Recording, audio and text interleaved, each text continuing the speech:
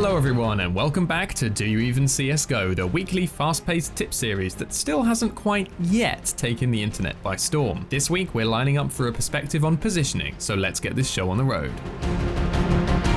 While at first glance positioning seems like a topic even broader than your average American, in my view it's particularly important on the counter-terrorist side. Not only do you need good positioning as a team to set yourselves up to successfully defend 2 bomb sites, but you also need a solid grasp of exactly where to stand as an individual player, when to play more aggressively, when to hold an angle, and when to fall back. As this series is primarily targeted at players on the road to global in matchmaking, I'll mainly be focusing on the micro rather than the macro in this video, but I certainly won't rule out looking at CT setups in the future, and it goes without saying that a lot of this stuff is just as applicable on your T side. Generally speaking, the start of the round is when CTs will take up their most aggressive positions, holding angles at common contact points across the map. You're always going to be at a numbers disadvantage on each site, so naturally you want to try to draw first blood, gather info on where the bomb is headed so you can call for rotations, and eventually win the round. The biggest mistake most players make, however, is outstaying their welcome in forward positions and getting themselves killed, which brings us to the golden rule for CT positioning. Stay alive. I'm going to say that one more time.